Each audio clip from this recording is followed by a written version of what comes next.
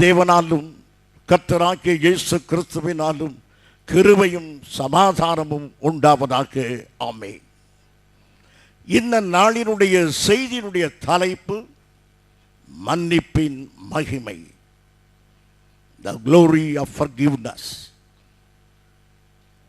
பிரியமானவர்களே, இந்த உலகத்தில் நாம் ஜீவிப்பது தேவன் நம்மை மன்னித்தபடியினாலேதான். கடவுளுடைய மன்னிப்பு தான் நம்மை இந்த உலகத்தில் நடமாட வைத்திருக்கிறது. கடவுளுடைய மன்னிப்பு என்பது கடவுளுக்கு கொடுக்கப்பட்ட கட்டளை அல்ல. இந்த ஜனங்களை எல்லாம் மன்னித்து விடு என்று கடவுளுக்கு யாரும் கட்டளையிட முடியாது. தேவன் தானாக தன் விருப்பப்படி நம்முடைய பாவங்களை மன்னித்தார். இந்த மன்னிப்பு தேவனது கிருபை. இந்த மன்னிப்பு கர்த்தருடைய கட்டாயம் அல்ல. அவருடைய கிருபையினாலே நம்மை கர்த்தர் மன்னித்திருக்கிறார். அருமையானவர்களே, இந்த மன்னிப்பை பெற்றிருக்கிற நாம் இந்த மன்னிப்பை மற்றவர்களுக்கும் கொடுக்க ஆயத்தமுள்ளவர்களாய் இருக்க வேண்டும். இந்த காலை வேளையில் இந்த மன்னிப்பை குறித்து உங்கள் மத்தியிலே நான் மிக வேகமாக சொல்லி முடிக்க விரும்புகிறேன். எபேசியர் 4 அதிகாரம் 32 இவ்விதமாக சொல்கிறது. எபேசியர் 4:32. மன உருக்கமாயும் இருந்து கிறிஸ்துவுக்குள் தேவன் உங்களுக்கு மன்னித்தது போல நீங்களும் ஒருவருக்கொருவர் மன்னியுங்கள். மன்னிப்பு என்பது தேவனுடைய மன ஓட்டம் அல்ல. தேவன் தன்னுடைய விருப்பம் போல மனிதர்களை மன்னித்துக் கொண்டிருக்கவில்லை. கிறிஸ்து இயேசு நம்முடைய பாவங்களுக்காக சிந்திய கிருபாதார பலியான அவருடைய பரிசுத்த இரத்தத்துக்குள்ளாக பிதாவாகிய தேவன் நம்முடைய பாவங்களை எல்லாம் மன்னிக்கிறார். இயேசு கிறிஸ்துக்குள்ளாகத்தான் அந்த மன்னிப்பு நமக்கு கிடைக்கிறது. இன்றைக்கு எவ்வளவு பெரியவர்களாக இருந்தாலும் சரி, சிந்தனையாளர்களோ அறிஞர்களோ நல்ல பேச்சாற்றல் உள்ளவர்களோ கலைஞர்களோ யாராக இருந்தாலும் சரி, கிறிஸ்துவின் இரத்தத்துக்கு வெளியே இருக்கிற அவர்கள் யாவரும் குற்றவாளிகளே. கிறிஸ்துவுக்குள் இருக்கிறவர்கள் மாத்திரமே பரிசுத்தவான்களாக இருக்கிறார்கள். ஏனென்றால் அவருடைய பாவங்களை கர்த்தர் நிறையாதிருக்கிறார். ஆகவே இந்த காலை வேளையிலே நமக்குள்ள பெரிய சாக்கியம் என்னவென்றால், இயேசு கிறிஸ்துவுக்குள்ளாக நாம் குற்றவாளிகளாக இராதபடி பரிசுத்தவான்களாக இருக்கிறோம். உலகத்தில் பெரும்பான்மையான மக்கள் குற்றவாளிகளாகவே இருக்கும் பொழுது, அதே உலகத்தில் பாவத்தை செய்த நாம் இப்பொழுது பரிசுத்தவான்களாக இருக்க ஒரே காரணம் பிதாவாகிய தேவனுடைய அன்பு கிறிஸ்துவுக்குள்ளாக. இந்த அன்பை நாம் ருசி பார்த்தபடியினாலே, இந்த அன்பை நாம் எண்ணி பார்க்கிறபடியினாலே இந்த காலை வேளையிலே மிக மகிழ்ச்சியாக இருக்கிறோம். நாம் எல்லாரும் இங்கு கூடியிருப்பதற்கு காரணம் இயேசு கிறிஸ்து நம்முடைய பாவங்களை மன்னித்திருக்கிறார் என்று. அதே சமயத்தில் இயேசு கிறிஸ்து உங்கள் பாவங்களை மன்னிக்கிறது போல நீங்களும் உங்களுக்கு தீமை செய்ய பாவங்களை மன்னியுங்கள். அதிலே நாம் எப்படி இருக்கிறோம்? நமக்கு அநியாயம் செய்பவர்கள் உண்டு, தீமை செய்பவர்கள் உண்டு, நம்மை குறித்து இழித்தும் பழித்தும் பேசுபவர் உண்டு. அதை குறித்து நாம் என்ன செய்கிறோம்? அவைகளை குறித்து நம்முடைய எண்ணம் என்ன? இதுதான் இந்த காலை வேளையின் செய்தி. அருமையானவர்களே, டிசம்பர் மாதம் 1ஆம் தேதி 1997ஆம் ஆண்டு அமெரிக்க ஐக்கிய நாட்டினுடைய ஒரு பள்ளிக்கூடத்தில் வளாகத்தில் 12 மாணவர்கள் நின்று ஜெபித்துக் கொண்டிருந்தார்கள். அப்பொழுது அங்கே வந்த ஒரு வாலிபன் நம்பர் 22 காலிபர் பிஸ்டலை எடுத்து திடீரென்று ஜெபம் பண்ணி கொண்டிருக்கிற பிள்ளைகளை நோக்கி சுட்டான். 2-3 மாணவர்கள் கீழே விழுந்து மடிந்து விட்டனர். சிலர் படுகாயமடைந்தனர். காயமடைந்த ஒரு பெண், மெல்லிசா ஜெர்கின்ஸ், 15 வயது சிறுமி, மருத்துவமனையில் உயிருக்கு போராடி கொண்டிருக்கிற வேளையில் சற்று தெளிவு வந்ததும் தட்டு தடுமாறி சொன்ன வார்த்தைகள், அவனை நான் மன்னித்து விட்டேன் என்று சொல்லுங்கள். Tell him that I have forgiven him. நான் என்னை சுட்டவனை மன்னித்து விடுகிறேன் என்பதை நீங்கள் சொல்லுங்கள் என்றார். பிரியமானவர்களே, 1000 தத்துவத்தோடு பிரசங்கம் பண்ணுவதை விட, 1000 தத்துவங்களை எழுவதை விட, இந்த ஒரு வார்த்தை, அவனை நான் மன்னிக்கிறேன் என்பது கிறிஸ்து இயேசுவுடைய அன்பை இந்த உலகத்தில் பிரதிபலிக்கிறது. இப்படிப்பட்ட நம்முடைய சுவாபம் அநேக மக்களை கிறிஸ்துவுக்குள்ளாக கொண்டு வரும் அருமையானவர்களே. ஆகையினால் இந்த காலை வேளையில் மன்னிப்பை பெற்றதில் நாம் எல்லாரும் சந்தோஷமாக இருக்கிறோம். மன்னிப்பதில் எப்படி இருக்கிறோம் அருமையானவர்களே? மனதார நாம் மன்னிக்கிறவளாய் இருக்கிறோமா? ஒரிசா மண்ணிலே உயிரோடு தீக்கிரையாக்கப்பட்ட அருமையான மிஷனரி, அவருடைய குழந்தைகளை பறிகொடுத்த தாய் சொன்ன வார்த்தை, நான் அவர்களை மன்னிக்கிறேன். உலக வரலாற்றில் உயர்ந்து காணப்படுகிற உன்னத வரிகள் மிஸ்ஸஸ் கிளாடிஸுடைய வார்த்தைகள், நான் அவர்களை மன்னிக்கிறேன். என் அருமை சகோதரனே, சகோதரியே, நமக்கு விரோதமாக பேசுகிறவர்கள், நமக்கு விரோதமாக நடக்கிறவர்கள், நம்மை இழித்தும் பழித்தும் பேசுகிறவர்களை குறித்து நாம் என்ன செய்கிறோம்? நம்முடைய மனம் அவளை பற்றி என்ன எண்ணுகிறது? இதுதான் இந்த காலை வேளையிலே நம்முடைய சிந்தனையும் நம்முடைய தியானமுமாய் இருக்கிறது. 2 கொரிந்தியர் 2ஆம் அதிகாரம் 16ஆம் வசனம் இப்படி சொல்லுகிறது. 2 கொரிந்தியர் 2ஆம் அதிகாரம் 16ஆம் வசனம். கெட்டு போகிறவர்களுக்குள்ளே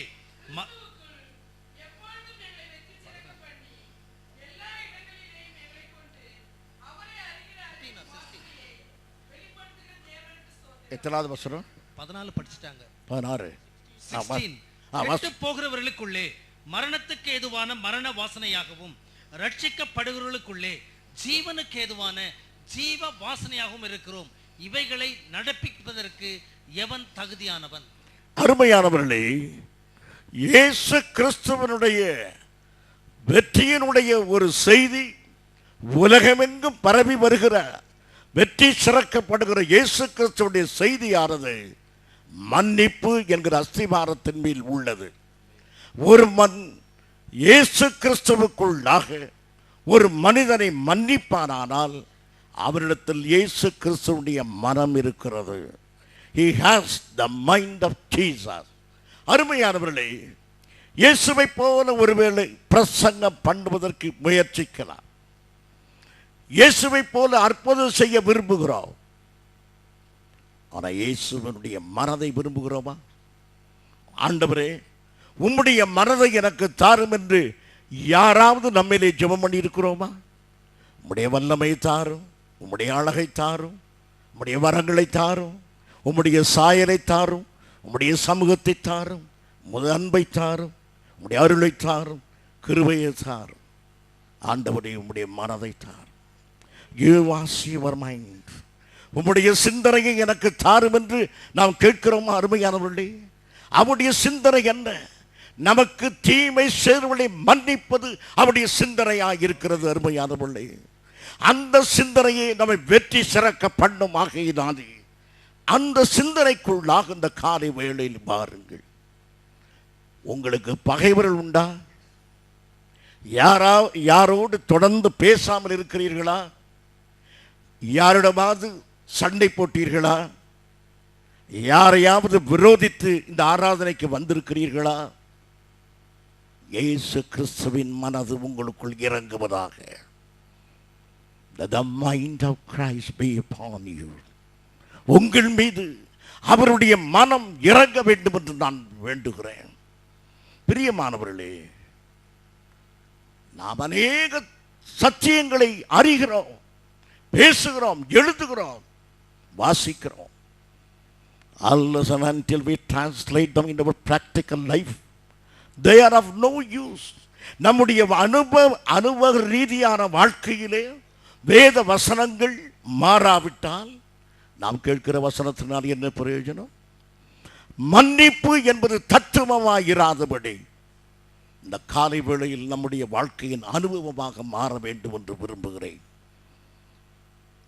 உலகத்தில் அதிகமான தீமையை சந்தித்த மனிதன் ஸ்தேவான். ஸ்தேவானை பற்றி எத்தனையோ ஆராதில் பேசுகிறோம். அப்போஸ்தலர் நடபடிகள் 7ஆம் அதிகாரம் 60ஆம் வசனம் இவ்விதமாக சொல்லுகிறார். அவனோ முழங்கால் படியிட்டு, ஆண்டவரே, இவர்கள் மேல் இந்த பாவத்தை சுமத்தாதிரும் என்று மிகுந்த சத்தமிட்டு சொன்னான். இப்படி சொல்லி நித்திரை அடைந்தான். தன் மீது கல்லெறிந்தவர்கள், தனக்கு விரோதமாக பொய் சாட்சி சொன்னவர்கள், ஏராளமான குற்றச்சாட்டை சொன்னவர்கள், அவனுடைய சரீரத்தை கிழிக்கும்படியாக கல்லெறியவர்களை குறித்து அவன் சொன்ன வார்த்தை, பிதாவே, இயேசுவே, இவர்கள் மீது இந்த பாவத்தை சுமத்தாதீர்.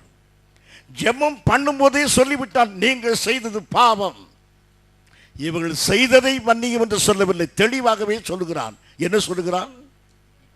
இந்த பாவத்தை அவளை சுற்றிலுமாக இருக்கிற ஜனங்களுக்கு நீங்கள் செய்தது பரவாயில்லை, நீங்கள் செய்தது சாதாரண காரியம், அப்படி ஸ்தேவான் சொல்லவில்லை.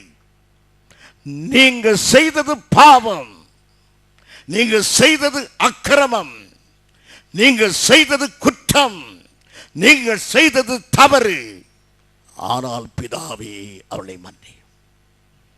ஆகவே நாம் பாவத்தை ஒத்துக்கொள்கிறதில்லை. நமக்கு விரோதமாக பேசப்பட்ட வார்த்தைகள், நமக்கு விரோதமாக செய்யப்பட்ட அநீதி, இவை எல்லாம் நியாயம் என்று நாம் ஒத்துக்கொள்ளவே மாட்டோம். அவைகள் அநியாயம், அவைகள் பாவம், அவைகள் அக்கிரமம் என்றாலும் அவர்களை தேவன் மன்னிக்க வேண்டும் என்று கேட்கிறோம். பிரியமானவர்களே, உங்களுக்கு அநியாயம் செய்திருக்கிறார்களா? நீங்கள் எடுக்காததை கொடுக்க வேண்டியதாயிற்றா? உங்கள் இருதயம் மனமடிய பேசுகிறார்களா? உங்களுக்கு விரோதமாக எழுந்திருக்கிறார்களா? அவளை மன்னியுங்கள் அருமையானவர்களே. இந்த காலை வேளையில் நீங்களும் நானும் தேவனிடத்தில் கேட்க வேண்டிய பெரிய கிருபை, இவர்களை எல்லாம் மன்னிக்க எங்களுக்கு நீ உதவி செய்யும் என்று கேட்க வேண்டும் அருமையானவர்களே. பழைய ஏற்பாட்டிலே சகரியா தீர்க்கதரிசி தேவனுக்கு விரோதமாக ஜனங்கள் போவதை கண்டித்தான். கர்த்தருக்காக எழுந்து நின்றான். அவனை கொலை செய்வதற்காக அப்போது எழுந்து நிற்கிறது அதிகாரம். அவன் சகரியா கொலை செய்யப்பட்டான். ஆனால் சகரியாவின் வார்த்தைகளை கவனியுங்கள். 2 நாளாகமம் 24ஆம் அதிகாரம் 21ஆம் வசனம், 21, 22ஆம் வசனம். அதனால் அவர்கள் அவனுக்கு விரோதமாய் கட்டுப்பாடு பண்ணி கர்த்தருடைய ஆலய பிரகாரத்தில் ராஜாவுடைய கற்பனையின்படி அவனை கல்லெறிந்து கொன்றார்கள். அப்படியே அவனுடைய தகப்பனாகிய யோய்தா தனக்கு செய்த தயையை ராஜாவாகிய யோவாஸ் நினையாமல் அவனுடைய குமாரனை கொன்று போட்டான். இவன் சாகும்போது கர்த்தர் அதை பார்ப்பார், அதை கேட்பார் என்றார். கல்லெறிந்து கொல்லும் போது தீர்க்கதரிசி சொல்கிறார், கர்த்தர் அதை பார்ப்பார். ஸ்தேவானை போல மன்னிக்கவில்லை. பிதாவே அவருடைய பாவங்களை மன்னியும் என்று சகரியா தீர்க்கதரிசி கேட்கவில்லை. சகரியா ஆசாரியன் தேவனிடத்திலே அப்படி ஜெபம் பண்ணவில்லை. அவன் எப்படி ஜெபம் பண்ணுகிறான்? கர்த்தர் அதை பார்த்துக் கொள்வார். பழி வாங்க வேண்டும், என்னுடைய மரணத்துக்கு நீர் பழி வாங்க வேண்டும், என் மரணத்தை அற்பமாக எண்ணிவிடக் கூடாது ஆண்டவரே, என்னை கொலை செய்த இவர்களை நீர் பழி வாங்க வேண்டும் என்று கர்த்தரிடத்திலே அதை விட்டுவிட்டார். பிரியமானவர்களே, இந்த ஒரு ஜெபமானது கல்லெறிந்து அவன் கொல்லப்படும் பொழுது பிதாவே, பாவங்களை சுமத்தாதீர், இவர்களை மன்னி. கல்லெறிந்து கொல்லும்போது, பிதாவே நீர் இவளை பார்த்து கொள்ளும், இவளை விட்டு விடாதே. 2 ஜெபமும் சரியான ஜெபம். ஒன்று தேவனது இரக்கத்தை வேண்டி நிற்கிறது, இன்னொன்று தேவனுடைய நீதியை வேண்டி நிற்கிறது. பழைய ஏற்பாட்டு காலத்தில் தேவனுடைய நீதி நிச்சயமாக நிலைநிறுத்தப்பட வேண்டும், இல்லாவிட்டால் எல்லாரும் அநியாயம் செய்வார்கள். பாவத்துக்கு ஒரு தண்டனை இல்லாவிட்டால் உலகத்தில் பாவம் பெருகிக் கொண்டே இருக்கும் என்று பழைய ஏற்பாடு தேவனுடைய நீதிக்காக மன்றாடுகிறது. புதிய ஏற்பாடு தேவனுடைய இரக்கத்துக்காக மன்றாடுகிறது. ஸ்தேவான் புதிய ஏற்பாட்டு மனிதன். ஆகையினாலே புதிய உடன்படிக்கையின்படி இயேசு கிறிஸ்துவின் இரத்தத்தை பற்றி கொண்டு இரக்கத்துக்காக மன்றாடினார். என் பிரியமான சகோதரனே, சகோதரியே, நாம் எல்லாரும் பழைய ஏற்பாட்டுக்காரத்தவர்கள் அல்ல. நாம் புதிய ஏற்பாட்டினுடைய உடன்படிக்கையின் பிள்ளைகளாக இருக்கிறபடியினாலே நாம் எல்லாருமே எதையே வேண்ட வேண்டும்? கிருபையை நாம் கேட்க வேண்டும், இரக்கத்தையே கேட்க வேண்டும். ஆகையினால் அருமையான பிள்ளை, இந்த நாட்களில் பழிவாங்குதல் என்பது கர்த்தருடையதாக இருக்கிறது. நாம் பழிவாங்குதலை குறித்து கேட்காதபடி இரக்கத்தை குறித்து நாம் அதிகமாக கேட்க வேண்டும். அருமையான பிள்ளை, இப்பொழுது நாம் கொஞ்சம் பழைய ஏற்பாட்டையும் புதிய ஏற்பாட்டையும் நாம் கொஞ்சம் கவனிப்போம். எபிரேயர் 11ஆம் அதிகாரம் 4ஆம் வசனம். விசுவாசத்தினாலே ஆபேல் காயீனுடைய பலியிலும் மேன்மையான பலியை தேவனுக்கு செலுத்தினான். அதனாலே அவன் நீதிமான் என்று சாட்சி பெற்றான். அவனுடைய காணிக்கைகளை குறித்து தேவனே சாட்சி கொடுத்தார். அவன் மரித்தும் இன்னும் பேசுகிறான். அவன் மரித்தும் இன்னும் பேசுகிறான். ஆபேல் கொலை செய்யப்பட்ட மனிதன். அவனுடைய இரத்தம் பூமியிலே சிந்தப்பட்டிருக்கிறது. அந்த இரத்தம் பேசுகிறது. எழுத்தின்படி இரத்தம் பேசாது. Figuratively, now it speaks. உருவகமாய் சொல்லப்படுகிறது, இரத்தம் பேசுகிறது என்று. ஆபேலுடைய இரத்தம் என்ன பேசுகிறது என்றால், பழிவாங்கு, பழிவாங்கு, பழிவாங்கு, என்னை அநியாயமாய் கொலை செய்த காயினை பழிவாங்கு. அது நியாயமான கோரிக்கை. There is a voice of justice demanding it from heaven. பரலோகத்திலிருந்து எனக்கு நீதி வேண்டும், எனக்கு நியாயம் வேண்டும் என்று ஆபேலின் இரத்தம் பேசுகிறார். அது நியாயமான சத்தம். அதே சமயத்தில் எபிரேயர் 12:24 வசனம் இப்படியாக சொல்லுகிறார். புது உடன்படிக்கையின் மத்தியஸ்தராகிய இயேசுவின் இடத்திற்கும் ஆபேலுடைய இரத்தம் பேசினதை பார்க்கிலும், ஆபேலுடைய இரத்தம் பேசினதை விட நன்மையானவைகளை பேசுகிற, நன்மையானதை பேசுகிற இரத்தமாகிய தெளிக்கப்படும் இரத்தத்திற்கும் வந்து சேர்ந்தீர்கள். ஆபேலுடைய இரத்தம் நன்மையை பேசுகிறது. இயேசுவின் இரத்தம் அதை விட அதிக நன்மையை பேசுகிறது. ஆபேலின் இரத்தம் பேசுவது குட், ஆண்டவருடைய இரத்தம் பேசுவது பெட்டர். பிரியமானவர்களே, ஒரு இடத்தில் நன்மையான காரியம், மிக நன்மையான காரியம் இருந்தால் நீங்க எதை தெரிந்தெடுப்பீர்கள்? மிக நன்மையான காரியம். ஆபேலின் இரத்தம் பேசியது தவறல்ல. நியாயம் வேண்டும், நீதி வேண்டும், நேர்மை வேண்டும் என்று அந்த இரத்தம் பேசியது நன்மை. இயேசுவின் இரத்தம் அநியாயத்தை மன்னித்து விடு, அக்கிரமத்தை மன்னித்து விடு, பாவத்தை மன்னித்து விடு என்று சொல்கிற சத்தம் அதைவிட மேலான சத்தம். நாம் இன்றைக்கு எந்த சத்தத்தை துணிக்க வேண்டும்? அருமையானவர்களே, ஆபேலின் இரத்தத்தின் சத்தத்தையா, இயேசு கிறிஸ்துவின் இரத்தத்தின் சத்தத்தையா, எதை நாம் துணிக்க வேண்டும்? அருமையானவர்களே, இயேசு கிறிஸ்துவின் இரத்தத்தின் அதை நாம் துணிக்க பண்ணுகிறோமா? அருமையானவர்களே, அதனாலே தான் ஆரம்ப வாக்கியம் இப்படி சொல்லுகிறது. மீண்டும் வாசிங்கள். எபேசியர் 4ஆம் அதிகாரம் 32 வசனம். சீக்கிரமாய் வாசிங்க. எபேசியர் 4:30. ஒருவருக்கொருவர் தயவாகவும் மன உருக்கவுமாய் இருந்து கிறிஸ்துவுக்குள் தேவன் உங்களுக்கு மன்னித்தது போல நீங்களும் ஒருவருக்கொருவர் மன்னியுங்கள். நீங்கள் ஒருவருக்கு ஒருவர் மன்னியுங்கள் என்று வேதம் நமக்கு கட்டளையிடுகிறது.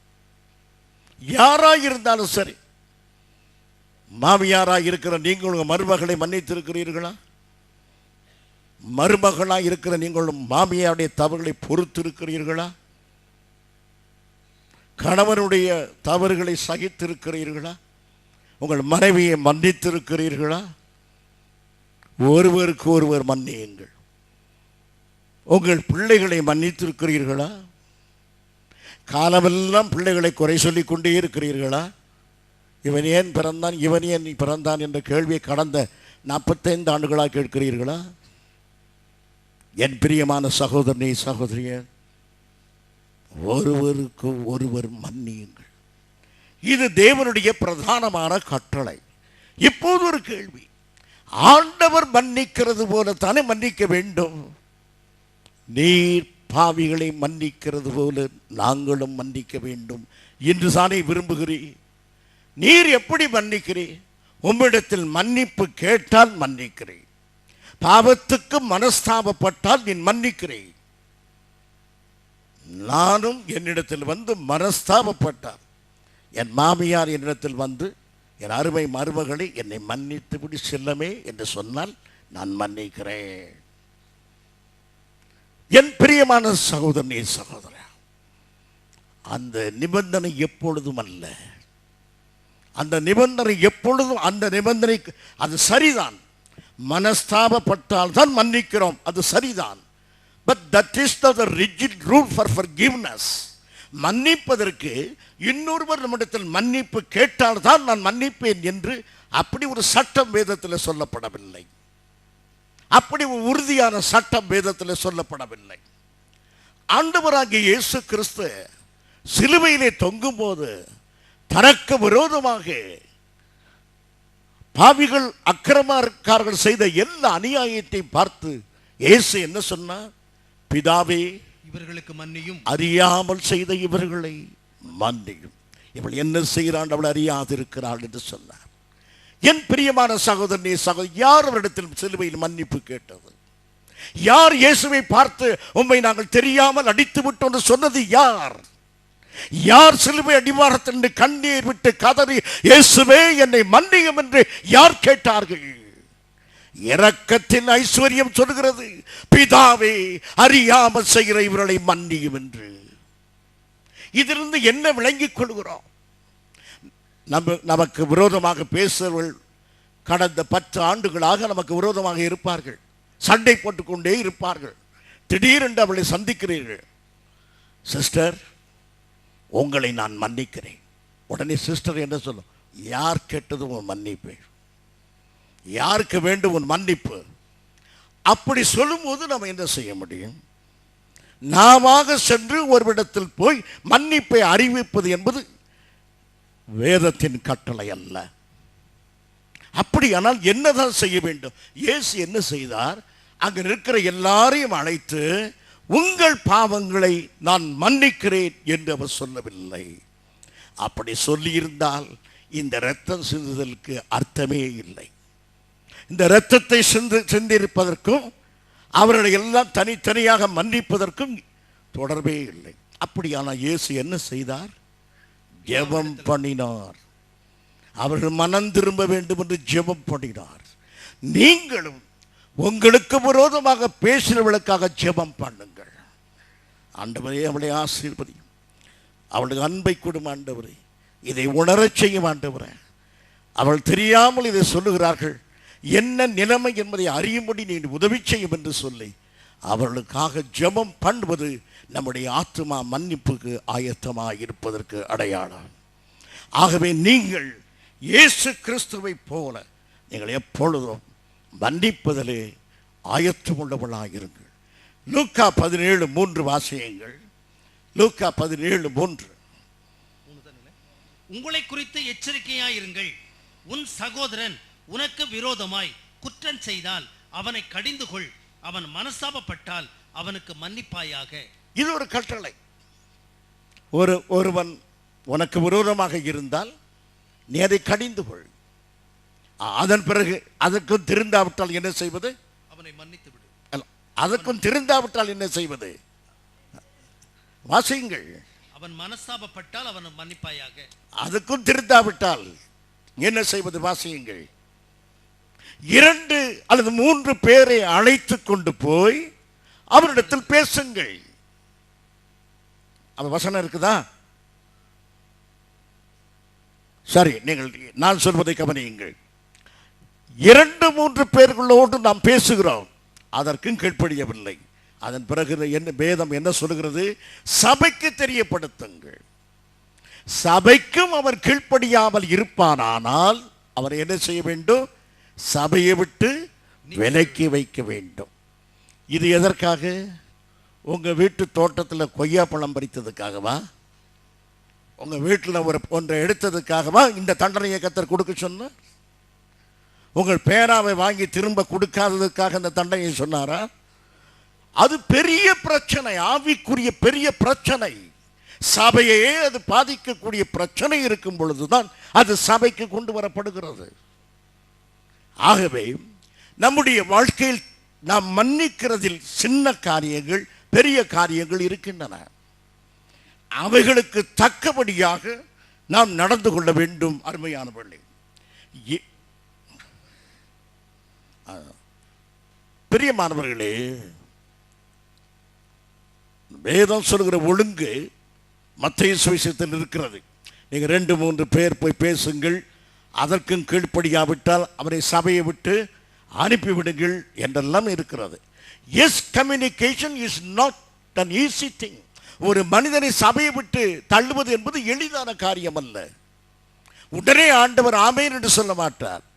ஜீவனை கொடுத்து சபையிலே சேர்த்திருக்கிறார். பெரிய பிரச்சனைக்குத்தான் அவனை சபையை விட்டு நீக்குவார். ஆகையினால் நீங்கள் சின்ன காரியத்திற்கு பெரிய தண்டனைகளை கொடுக்க ஒருபோதும் எண்ணாதீர்கள். நீங்கள் பிரச்சனைகளை, குற்றங்களை, தவறுகளுடைய அளவுகளை நீங்கள் பாருங்கள். அருமையானவர்களே, பொதுவாக உங்களுக்கு விரோதமாக பேசுகிறார்கள், உங்களை அநியாயமாய் குற்றம் சாட்டுகிறார்கள், உங்கள் மன சமாதானத்தை கெடுக்கிறார்கள். என்ன செய்வது? 1 பேதுரு 4ஆம் அதிகாரம் 8ஆம் வசனம்.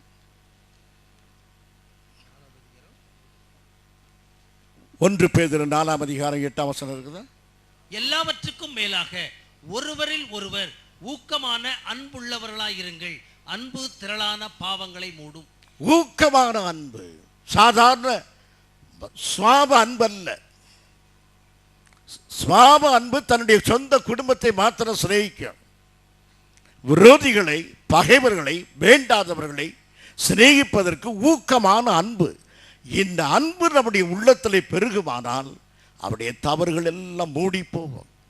நாம் உட்கார்ந்து யோசிக்கும் போது இப்படி சொன்னார்கள், இப்படி பேசினார்கள், இப்படி நடந்து கொண்டார்கள் என்றெல்லாம் நாம் பேசிக்கொண்டே இருக்க மாட்டோம். ஆகையினால் இன்றைக்கு நமக்குள்ள கட்டளை என்னவென்றால், நாம் எல்லாரும் பரிசுத்த ஆவியினால் நிரப்பப்பட வேண்டும். அதனுடைய அடையாளம் அந்நிய பாஷை பேசுவது மாத்திரமல்ல, அன்பினாலே நிறைந்திருக்க வேண்டும். அருமையானவர்கள், the whole church should be filled with love of God.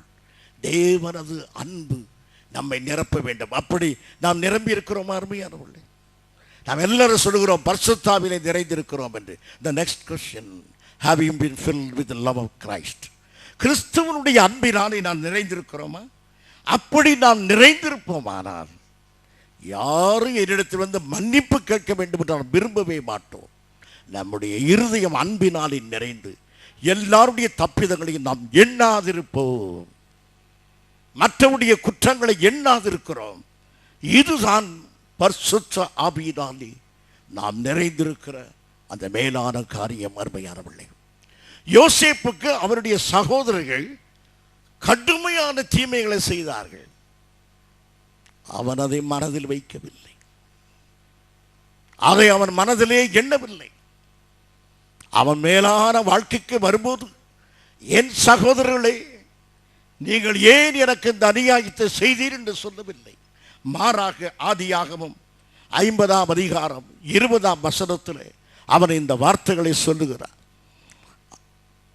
நீங்கள் எனக்கு தீமை செய்ய நினைத்தீர்கள், நீங்கள் எனக்கு தீமை செய்ய நினைத்தீர்கள், தேவனோ இப்பொழுது நடந்து வருகிறபடியே வெகு ஜனங்களை உயிரோடே காக்கும்படிக்கு அதை நன்மையாக முடிய பண்ணினார். ஆகவே அவர்கள் செய்த தீமையாக எண்ணாதபடி கர்த்தர் செய்த நன்மையாக எண்ணும்படி அவனுடைய இருதயம் அன்பினாலே நிறைந்தது.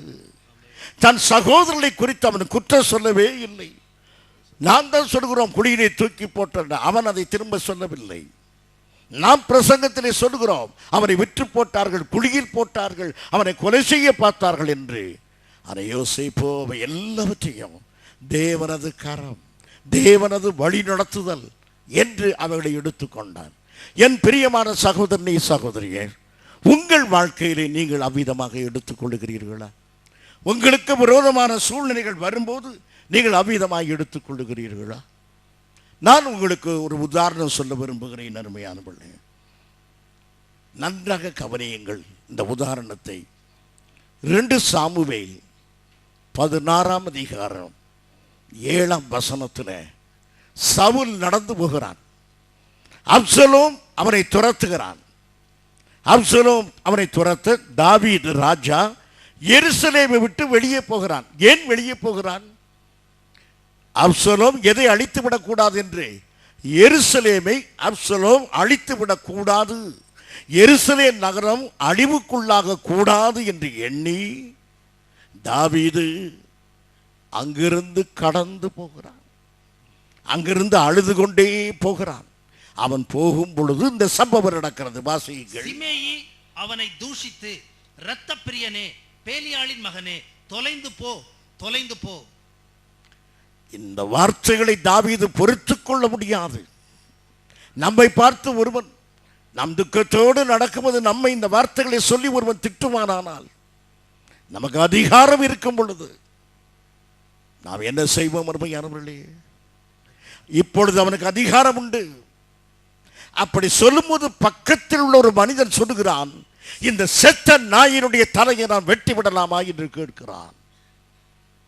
அப்போது தாவீது சொல்லுகிற பதிலை, ராஜா, செரியோவின் குமாரரே, எனக்கும் உங்களுக்கும் என்ன? அவன் என்னை தூஷிக்கட்டும், தாவீதை தூஷிக்க வேண்டும் என்று, தாவீதை தூஷிக்க வேண்டும் என்று கர்த்தர் அவனுக்கு சொன்னார். கர்த்தர் அவனுக்கு சொன்னார். ஆகையால் ஏன் இப்படி செய்கிறாய் என்று கேட்கத்தக்கவன் யார்? கர்த்தர் அனுமதித்திருக்கிறார். என் பிரியமான சகோதரனே சகோதரியே, பக்கத்து வீட்டுக்காரங்களுக்கு அநியாயம் செய்திருக்கிறார்களா? சபைக்கு வருகிறவர்களே உங்களுக்கு விரோதமாக நடந்து கொள்கிறார்களா? கர்த்தர் இதை அனுமதித்திருக்கிறார் என்று ஏன் நீங்கள் எடுக்கவில்லை? ஏன் இந்த அநியாயத்தை நீங்கள் சகிக்கவில்லை? ஏன் இந்த நஷ்டத்தை நீங்கள் பொறுத்துக் கொள்ளவில்லை? ஏன் எழும்பி எதிர்த்து நிற்கிறீர்கள்? உங்களுக்குள்ளே மன்னிக்கும் சாபமில்லையே. தாவீது அதிகாரம் இருந்தும் ஒரு மனிதன் அவனை வெட்டி போடக்கூடிய அளவில் ஆற்றல் உள்ளவர் தான் கூட இருந்தும் கர்த்தர் இப்படி சபைக்க இடம் கொடுத்திருக்கும் போது நான் என்ன செய்வது? தேவ சித்தத்துக்கு ஒப்பு கொடுத்தான். என் அருமையான சகோதரனே சகோதரிய, உடன் விசுவாசிகளினாலே, பக்கத்து வீட்டுக்காரர்களால் நமக்கு பெரிய பண நஷ்டம் உண்டானால் கூட என் தேவன் இதை அனுமதித்திருக்கிறார். நான் பொறுமையோடு இதை சகிப்பேன் என்பதுதான் கிறிஸ்தவ வாழ்க்கை. உலகத்தாரை போல எழுந்து சண்டை போடுவது, உலகத்தாரை போல பேசுவது என்பது சரியல்ல. நாம் சத்திய வசனங்களை கேட்கிறோம், அதன்படி ஜீவிக்கும்படியாகவே கர்த்தர் நம்மை அழைத்திருக்கிறார். ஆகையினாலே இந்த வார்த்தைகளை நீங்கள் நினைவில் வையுங்கள் அருமையானவர்களே. இப்பொழுது துக்கமான சம்பவத்துக்கு போகிறோம். 1 ராஜாக்கள் 2ஆம் அதிகாரம் 9ஆம் வசனம். 1 ராஜாக்கள் 2ஆம் அதிகாரம் 9ஆம் வசனம். வாசியுங்கள். ஆகிலும் நீ அவனை குற்றமற்றவன் என்று எண்ணாதே. அதே தாவீது போது பேசுகிறான் பாருங்கள். சீமையை மன்னித்த அதே தாவீது இப்போது பேசுகிறான். கவனியுங்கள். ஆகிலும் நீ அவனை குற்றமற்றவன் என்று எண்ணாதே. நீ அவனை குற்றமற்றவன் என்று எண்ணாதே. நீ புத்திமான். நீ புத்திமான். அவனுடைய நரைமயிரை இரத்தத்துடன் பாதாளத்தில் இறங்க பண்ண. அவனுடைய இரத்தத்தோடு பாதாளத்தில் கல்லறையில் இறங்க பண்ண. நீ அவனுக்கு செய்ய வேண்டியதை அறிவாய் என்றான். நீ செய்ய வேண்டியதை செய்ய அறிவாய். நீ அவனை கொலை செய்து விடு. அவன் இரத்தத்தோடு அவன் பாதாளத்தில் இறங்க வேண்டும். தாவீது மன்னித்தானா? உண்மையிலே மன்னித்தான். தனக்கு விரோதமாக செய்யப்பட்டதை மன்னித்தான். பேலியாளின் மகனே என்று சொன்னதை மன்னித்தான். சீ சீ என்று அவனை உதறி தள்ளினதை மன்னித்தான். அவனுடைய இருதயத்தை மனம் மடிய பண்ணினதை மன்னித்தான். ஆனால் ஒன்றை மன்னிக்க முடியாது என்றார். சீமேயி தேவனுக்கு விரோதமாக நின்றான். The very unregenerated man. அவன் இன்னும் கர்த்தருக்குள் திருந்தவே இல்லை. தாவீது forgive the personal slander. தனக்கு விரோதமாக சொல்லப்பட்ட வார்த்தைகளை எல்லாம் மன்னித்தான். எதை மன்னிக்கவில்லை? தேவனுக்கு விரோதமாக இருப்பதை அவனால் மன்னிக்க முடியவில்லை. ஆகவேதான் அவனை நீ பாதாளத்தில் இறங்க பண்ணு என்று சொன்னான். It was not a personal revenge. அது பழிக்கு பழி வாங்குவது அல்ல. தேவனுடைய நியாயத்துக்கு அவன் ஒப்பு கொடுத்தான். அருமையானவர்களே, ஆகையினாலே நாம் அதை தவறாக விளங்கிக் கொள்ளக்கூடாது. ஆரம்பத்தில் மன்னித்தான், பின்பு அவன் மன்னிக்காமல் போனான் என்று அர்த்தம் அல்ல. தன்னுடைய காரியங்களை அவர் ஒருபோதும் நினைக்கவில்லை. ஆம் பிரியமானவர்களே, இப்போ எனக்கு விரோதமாக ஒருவர் பேசுகிறான்னு வைத்துக் கொள்வோம். அவரை பார்த்து நீர் இந்த சபைக்கு வர வேண்டாம் என்று சொல்லுகிறேன். பிறகு எங்களுக்குள் பேச்சு வார்த்தையில் நான் நடந்தவரை மன்னிக்கிறேன். பிறகு அவர் சொல்லுகிறார், என்னை மன்னித்து விடுங்கள், நான் உன்னை மன்னித்து விடுகிறேன், நீ சபைக்கு வா என்று. அடுத்து கேட்கிறாய், எனக்கு திருவிருந்து கொடு. நான் திருவிருந்து கொடுக்க மாட்டேன். ஏன் கொடு? நீ ஞானஸ்தானமே எடுக்கவில்லையே, நீ ரட்சிப்பே பெறவில்லையே என்று. That is a spiritual matter. ஒரு மனிதனை இந்த கட்டடத்துக்குள் விடுவது என்பது என்னுடைய மன விருப்பமாக இருக்கலாம். ஆனால் திருவிருந்தில் வருவது என் விருப்பம் அல்லது தேவனது சட்டம். ஆகையினாலே தேவனது சட்டத்தை சீமையை மீறி நடக்கும்போது தாவீது மன்னிக்க முடியாது. தாவீதுக்கு மன்னிக்கும் அதிகாரம் இல்லை. ஆகவே கர்த்தருக்கு விரோதமாக சீமையை நடந்து கொண்டு போனபடியினாலே, தேவ சித்தத்துக்கு மாறாகவே அவன் ஜீவித்துக் கொண்டிருந்தபடியினாலே, தேவ கட்டளையை மீறி அன்றைக்கு கடந்து போனதுனாலே தாவீது அவனை பழி வாங்கும்படி சொன்னான். ஆகவே அருமையானவர்களே, தாவீதை போல நானும் பழி வாங்கி விடுவேன் என்று எண்ணுவதற்கு இது சரியான உதாரணம் அல்ல. கலாத்தியர் 6ஆம் அதிகாரம் 1ஆம் வசனம் நம்முடைய பிரசங்க வாக்கியம் வாசியுங்கள். கலாத்தியர் 6:1. சகோதரரே, ஒருவன் யாதொரு குற்றத்தில் அகப்பட்டால் ஆவிக்குரியவர்களாகிய நீங்கள் சாந்தமுள்ள ஆவியோடே அப்படிப்பட்டவனை சீர் பொருந்த பண்ணுங்கள். நீயும் சோதிக்கப்படாதபடிக்கு உன்னை குறித்து எச்சரிக்கையாயிரு. அருமையானவர்களே, ஒரு மனிதன் யாதொரு குற்றத்தில் அகப்பட்டால் என்றால் ரெண்டு அர்த்தம்.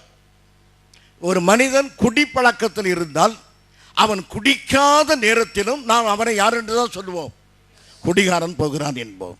அவர் திரும்பி பார்த்து நான் குடித்தா இருக்கிறேன்னு கேட்பார். இல்லை, குடித்து இருக்கவில்லை, நீ குடிகாரன் தான். ஹேபிச்சுவல், அவனுடைய பழக்கம் அது. அப்படியும் ஒரு மனிதன் சபையில் இருக்கலாம். இல்லாவிட்டால் அவன் ஒரு குறிப்பிட்ட பாவத்தில் பிடிபட்டவனாக இருப்பான்.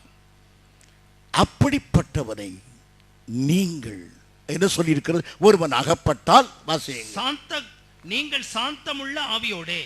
அவனுக்கு குற்றத்தை சொல்லும்போது, பிரதர் நீங்க குடிப்பது சரியா, இப்படித்தான் சொல்லணுமே தவிர, குடிகாரா நான் சொன்னதை கேளு, சாந்த குணத்தோடு பேசுங்கள். அங்கே யாரையாவது பார்த்து, விபச்சாரக்காரர்களே ஏன் அப்படி சொல்றீங்க? யாக்கோபு சொன்னாரு, நானும் சொல்வேன். யாக்கோபு சொல்லலாம், நாம் சொல்லக்கூடாது. நான் சாந்த குணத்தோடு பொறுமையோடு அப்படி சொல்லுகிறீர்கள். அருமையானவர்களே, உங்கள் கணவர் முரட்டுத்தனமாக நடந்தால் நீங்கள் சாந்தத்தோடு சொல்லியிருக்கிறீர்களா? இல்லை அவர் உங்களை பார்த்து சொன்னால் நீங்கள் பதிலுக்கு எப்போ சாசு மகனேன்னு சொல்லக்கூடிய அவரை திட்டுவதும் அவரை கோபப்படுத்துவதுமாக இருந்தால் அது கிறிஸ்தவ தன்மையா? அது கிறிஸ்தவ பெண்களுக்கு அழகாகுமா? குடிகார கணவனுடைய மனைவி குடிகாரனை அவராவது குடித்து அப்படி செய்கிறார், நீ குடிக்காமலேயே இப்படி பேசுகிறாயே. என் பிரியமான சகோதரனே சகோதரன், அன்பினாலே நிறைந்து சொல்லுங்க, சாந்தமுள்ள ஆவியோடு அப்படிப்பட்டவர்களை சீர்பருத்த பொண்ணுங்கள். உங்களுடைய நோக்கம் அவர் கெட்டு போக வேண்டும் இல்லை, எப்படியாவது சீர் பொருந்தணும். ஐயோ குடித்து இப்படி வெறித்து இப்படி போகிறாரே, இவர் சரியாக வேண்டுமே என்ற எண்ணத்தினாலே வாசியுங்கள். நீ அப்படிப்பட்டவர்களை சீர் பொருந்த பண்ணுங்கள், நீயும் சோதிக்கப்படாதபடிக்கு உன்னை குறித்து எச்சரிக்கையாயிரு. வாசியுங்கள் தொடர்ந்து. ஒருவர் பாரத்தை ஒருவர் சுமந்து. ஒருவர் பாரம். இப்போது அந்த குடிகார கணவனுடைய பாரத்தை நீங்க சுமக்கிறீர்கள், அந்த விபச்சாரக்காரனுடைய கணவனுடைய பாரத்தை நீங்கள் சுமக்கிறீர்கள். எப்படி என்றார், அவன் ஐயோ நான் இப்படி செய்து விட்டேனே, நான் இப்படி பாவம் செய்து விட்டேனே என்று அவன் வருத்தப்பட்டு கொண்டிருக்கிற நேரத்தில் அந்த வருத்தத்தை நீங்கள் சுமங்கள், அந்த பாவத்தை நீங்கள் இருதயத்திலே சுமங்கள். நீங்களே பாவம் செய்தது போல, இயேசுவே இப்படி பாவம் செய்திருக்கிறோம் என்று அந்த பாவத்தை உங்கள் இருதயத்திலே சுமந்து, அவனுடைய துக்கத்தை நீங்கள் சுமந்து, கிறிஸ்துவின் பிரமாணம் அது என்ன? கிறிஸ்துவின் பிரமாணம் என்ன? மன்னியுங்கள். that is the law of grace. கிருபையின் பிரமாணம், நீங்கள் மன்னித்து விடுங்கள் என்று வேதம் சொல்கிறது. ஆகையினாலே எந்த பாவத்தையும் நீங்கள் மன்னிப்பதற்கு ஆயத்தமாக இருக்கிறீர்களா? கலாத்தியர் நிருபத்திலே பரிசுத்த பவுல் சொல்லுகிறார், அன்பினாலே நிறைந்து ஒருவர் பாரத்தை ஒருவர் சுமந்து கிறிஸ்துவின் பிரமாணத்தை நிறைவேற்றுங்கள். கிறிஸ்துவின் பிரமாணம் இது மன்னிப்பு. மன்னிப்பு. இன்றைக்கு நீங்கள் ஒருவரையும் மன்னிக்காமல் இருப்பீர்கள், ஆனால் நீங்கள் கிறிஸ்துவின் பிரமாணத்தை நீங்கள் நிறைவேற்றவில்லை. அருமையானவர்களே, பிரியமானவர்களே, நான் 2-3 உதாரணம் சொல்லி நான் முடிக்க விரும்புகிறேன். சமயம் இல்லாதபடியினாலே யோசேப்பு போத்திபார் வீட்டில் இருக்கும் பொழுது அவனாலே பாவம் செய்ய முடியாததுக்கு காரணம் என்ன? ஒரு தவறு செய்ய முடியாததுக்கு காரணம் என்ன? கர்த்தர் அவனோடு இருந்தார். 2 நிலைமையில் அவன் மனம் இருந்தது. முதலாவது, ஆதியாகமம் 39:9 வாசியுங்கள். ஆதியாகமம் 39:9. இந்த வீட்டிலே என்னிலும் பெரியவன் இல்லை, நீ அவருடைய மனைவியாய் இருக்கிறபடினால் உன்னை தவிர வேறொன்றையும் அவர் எனக்கு விலக்கி வைக்கவில்லை. இப்படி இருக்க நான் இத்தனை பெரிய பொல்லாங்குக்கு உடன்பட்டு தேவனுக்கு விரோதமாய் பாவம் செய்வது எப்படி? தேவனுக்கு பாவம் செய்வது 2 நிலைமை. ஒன்று தேவனுக்கு விரோதம், இன்னொன்று போத்திபாருக்கு துரோகம். போத்திபாருக்கு துரோகம், தேவனுக்கு விரோதம். துரோகமாகிய பாவத்தை நாம் செய்யாதிருக்க வேண்டும் என்றால் நாம் எந்த பாவத்தை செய்யாமல் இருக்க வேண்டும்? தேவனுக்கு விரோதமாகிய பாவத்தை செய்யாதிருப்போமானால் உலகத்தில் யாருக்கும் துரோகமே செய்ய மாட்டோம். தேவனுக்கு விரோதமாக நடக்காதிருப்போமானால் நாம் சபைக்கு துரோகமாய், போதகருக்கு துரோகமாய், உடன் விசுவாசிகளுக்கு துரோகமாய் இருக்க மாட்டோம். என்றால் தேவ அன்பினாலே நிறைந்திருக்கிறோம். நாம் தேவனுக்கு விரோதமாய் இருந்தால் யாருக்கும் துரோகமாய் போய்விடுவோம். கட்டிய மனைவிக்கு கணவன் துரோகமாக போக காரணம் என்ன? அவன் தேவனுக்கு விரோதமாக ஜீவிப்பதினாலே. ஆகையினாலே இப்போது நாம் கற்றுக்கொள்ள வேண்டிய காரியம், நான் தேவ அன்பினால் நிறைந்திருக்கிறேனா? பாவங்கள் இல்லாமல் ஜீவிப்பதற்கு நாம் தேவனுக்கு விரோதமாக இல்லாமல் இருப்போமானால் நாம் துரோகிகளாக இவ்வுலகத்தில் ஜீவிக்க மாட்டோம். பிரியமானவர்களே, நான் இப்போது பிராக்டிக்கல் லைஃப் 2 காரியம் சொல்ல விரும்புகிறேன். நம்முடைய சிந்தனையில் நாம் பாவம் செய்கிறோம். ஒரு பெண்ணை குறித்து அவலட்சணமான தவறான ஆசையின் எண்ணம் ஒரு மனிதனுக்கு வருகிறது என்று வைத்துக் கொள்வோம். அந்த குறிப்பிட்ட பெண் அவனுக்கு எதிரே வருகிறாள். இவன் அவளிடத்தில் போய், சகோதரியே, உன் மீது எனக்கு இப்படிப்பட்ட தவறான ஆசையெல்லாம் வந்துக்கிட்டே இருக்குது, எப்போதும் அதுதான் எனக்கு தொந்தரவு, இதை உன்கிட்ட அறிக்கை செய்யணும்னு நான் வந்தேன். இப்படி சொல்லலாமா? சொல்லவே கூடாது. அந்த அம்மாவும் நானும் இப்படித்தான்ற விடாது. உலகம் பாவ இச்சையில் இருக்குது, உலகம் அசுத்தத்தில் கிடக்கிறது. நாம் அசுத்தத்துக்கு உதவியாக, நம்முடைய அறிக்கை பாவத்துக்கு உதவியாக இருக்கக்கூடாது. நம்முடைய நோக்கம் என்ன? அப்படி யாரால் இந்த அறிக்கையை செய்யும்போது அந்த பெண்ணினுடைய மனதை அறிந்து கொள்வதற்காகவே இந்த அறிக்கை செய்யப்படுகிறது. என் பிரியமான சகோதரனே சகோதரன், I don't want to be vulgar in this platform, but yet I have to speak the practical difficulties. அனுபவ ரீதியான காரியங்கள் உங்களோடு பேச வேண்டும். குடும்பத்திலே கணவன் மனைவிக்குள்ளே ரகசியங்கள் இருந்தால் அதை அறிக்கையிட வேண்டுமா? மனைவி தன்னுடைய கணவனுக்கு தெரியாத தன்னுடைய பாவத்தை கணவனுக்கு சொல்ல வேண்டுமா? கணவன் தன் பாவத்தை மனைவிக்கு சொல்ல வேண்டுமா? இது அப்படி சொன்னால் மன்னிப்பார்களா? சென்னை பட்டணத்தில் ஒரு குறிப்பிட்ட ஆராதனையில் ஒரு பெண் எழுந்து நின்று, நான் திருமணத்துக்கு முன்பு இன்னொரு வாலிபனோடு நான் தொடர்புடையவனாய் இப்படியெல்லாம் நான் ஜீவித்தேன், என்னுடைய வாழ்க்கை இவ்வளவு கெட்டு போயிருந்தது, ஆண்டவர் என்னை மன்னித்தார், நான் இதை என் கணவருக்கு சொல்லவே இல்லை, இந்த சபையிலே முதலாக நான் அறிக்கையிடுகிறேன், இது வசனமானது என்னை நெருக்குகிறது என்று பாவ அறிக்கை செய்தார். ஆராதனை முடிந்த பிறகு வழக்கமாக தன் கணவனுடைய ஸ்கூட்டரில் ஏறி போகிற அவர் வரும்பொழுது அங்கே ஸ்கூட்டர் இல்லை, அவர் ஏற்கனவே வீடு போய் சேர்ந்துட்டார். இந்த அம்மா நடந்து வீட்டை வந்து கதவை தட்டும்போது சொன்ன வார்த்தை, இனி உள்ளே வராதே, நீ இதைவிட பெரிய பாவம் செய்திருந்தால் கூட என்னிடத்தில் நீ சொல்லியிருப்பாய், ஆனால் நான் அதை மன்னித்திருக்கக்கூடும். சபையிலே எழுந்து இத்தனை பேருக்கு மத்தியிலே என்னை அவமானப்படுத்திய பிறகு நீ இங்கே வர வேண்டாம். The marriage was broken. அவள் இருவரும் நிரந்தரமாக பிரிந்து விட்டார். யார் காரணம்? போதகர். அங்கு அறிக்கை செய்ய வேண்டிய அவசியம் இல்லை. நான் சொல்கிற அருமையானவர்களே, உங்களுக்குள்ளே ரகசியங்களை வைத்துக்கொண்டு ஜீவிப்பது சரியல்ல. ஆனால் ஒன்று செய்யுங்கள், கர்த்தரை பார்த்து உங்களுடைய அந்தரங்க காரியங்களை அறிக்கையிட்டு அதை தேவன் உங்களை மன்னிக்க வேண்டும். ஆனால் கணவரிடத்திலோ மனைவியிடத்திலோ சொல்வது என்பது குடும்ப சமாதானத்தை உடைத்து தெருவிலே பிள்ளைகளை விடுமானால் நிதானியுங்கள். அக்காரியத்திலே பாவ அறிக்கை செய்வதில் நிதானமாயிருங்கள்.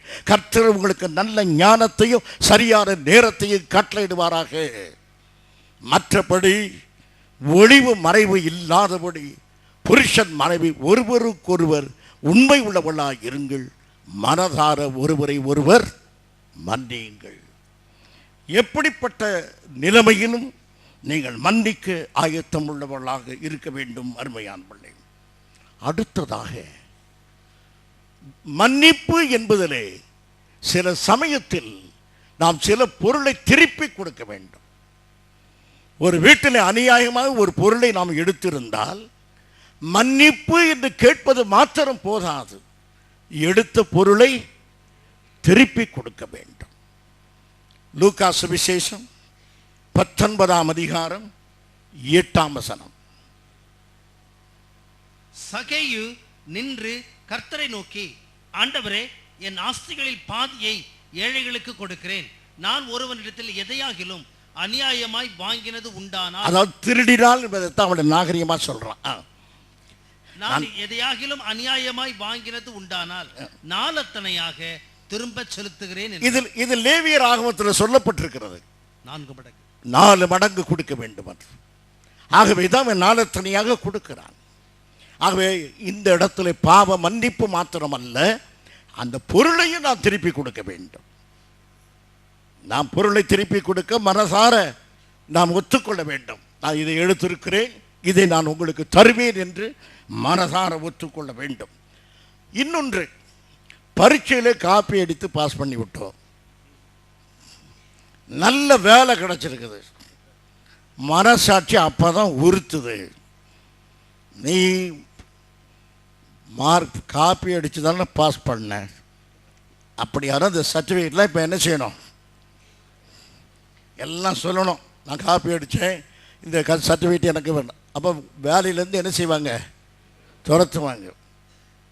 தேவ பிள்ளைகளாகி உங்களுக்கு சொல்லுகிறேன், நீங்கள் பரீட்சையில் காப்பி அடித்து பாஸ் பண்ணி இன்றைக்கு பெரிய வேலையில் இருந்தால் இப்போ ஒன்றுமே செய்ய முடியாது. Restoration is impossible. அங்கே யாருக்கு எழுதுவீங்க? எந்த எக்ஸாமினர் அதை திருப்பி திருத்த போகிறாரு? எந்த பரீட்சை நடக்க போகுது? Totally impossible. எஜுகேஷன் டிபார்ட்மெண்ட் உனக்கு உதவி செய்யாது. ஒரு டிபார்ட்மெண்ட் இருக்குது, ஆண்டவரை நான் தெரியாமல் செய்ய என்னை மன்னியும். அதோடு சரி, கர்த்தர் அந்த பாவத்தை மன்னிப்பார், அவ்வளவுதான். அதற்கு பிறகு அதை ஒன்று செய்ய முடியாத நிலைமை இருக்கிறது. ஆகவே உங்களுக்கு சொல்லுகிறேன், ஒன்று செய்ய முடியாத நிலைமையில் உள்ள பாவத்தை செய்து விடாதீர்கள். நீங்கள் அப்படிப்பட்ட தர்ம சங்கடமான நிலைமைக்கு நீங்கள் போகாதபடி எப்போதும் எளிதாக மன்னிப்பு பெற்றுக்கொள்ள சரி செய்யக்கூடிய நிலைமையிலேயே நாம் எப்பொழுதும் இருக்க வேண்டும். அருமையானவர்களே, இப்போது நான் ஒரு சின்ன உதாரணம் உங்களுக்கு சொல்லி நான் செய்தியை முடிக்கிறேன். ஒரு பாஸ்டர், அவர் பிரசங்கம் பண்ணும்போதெல்லாம் அவருடைய பாவம் அவர் முன்னேறி வந்து நிற்கும். செமினரியில் படிக்கும்போது ஒரு பாவம் செய்து விட்டார். அதான் பைபிள் காலேஜில் படிக்கும்போது ஒரு பாவம் செய்து விட்டார். அது எப்போதும் பிரசங்க மேடைக்கு வந்ததும் அது வந்து நின்றோம். அந்த பாவம் இவருக்கு பிரசங்கம் பண்ண உடனே மனசாட்சி உறுத்தம். அந்த சபையில் தீர்க்கதரிசனம் சொல்கிற ஒரு சகோதரி வந்தார்கள்.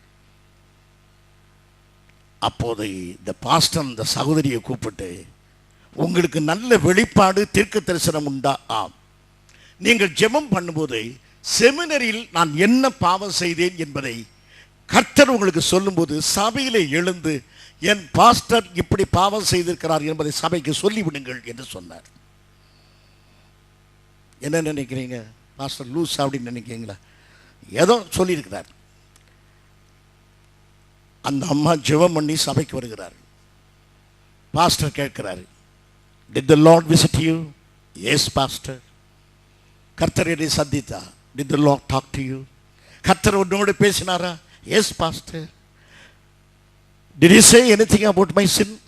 என் பாவத்தை குறித்து ஏதாவது சொன்னாரா? Yes, pastor.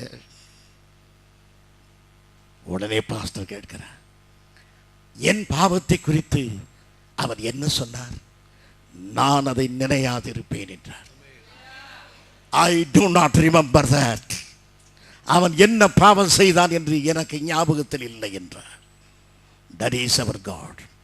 அந்த தேவ சாயலாக நாம் மாறுவோம். கர்த்தரை ஆசீர்வதிப்பாராக. ஆமென். நாம் ஜெபம் பண்ணுவோம். எங்கள் அருமையான பிதாவே, உம்முடைய அன்பின் குமாரரும் எங்கள் அருமை இரட்சகருமான இயேசு கிறிஸ்துவுடைய நாமத்திலே வருகிறோம். இந்த அருமையான குழந்தைகளை கண்மணியை போல காத்துக்கொள்ளும். உம்முடைய கிருபை அவளோடு கூட இருப்பதாக. நாங்கள் இன்றைக்கு கேட்ட சத்தியத்தின்படி மன்னியுங்கள், மறந்து விடுங்கள் என்று எங்களுக்கு சொல்லுகிற அன்பான வார்த்தைக்காக நன்றி. ஆண்டவரே, நாங்கள் வீட்டுக்கு சென்று எங்களுக்கு யார் விரோதமாக எழும்பியிருக்கிறார்களோ அவளை யாவரையும் மன்னிக்க, அவள் செய்த சகலத்தையும் மறக்க எங்கள் ஒவ்வொருவருக்கும் நீ கிருபை தர வேண்டுகிறோம். இன்று முதல் கிறிஸ்துவின் பிரமாணமாக்கிய அன்பின் பிரமாணமாக்கிய மன்னித்து விடு, மன்னித்து விடு, மன்னித்து விடு, அதை மறந்து விடு என்பது எங்களுக்கு கற்றுத்தந்ததுக்காக நன்றி. அதை கடைபிடிக்க நீ உதவி செய்ய வேண்டுகிறோம்.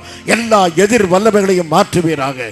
மக்கள் ஒவ்வொருவரையும் ஆசீர்வதி எல்லா எதிர் வல்லமைகளையும் மாற்றுவீராக. உம்முடைய கிருபையின் கரங்கள் கூட இருந்து தொடர்ந்து வழி நடத்துவதாக.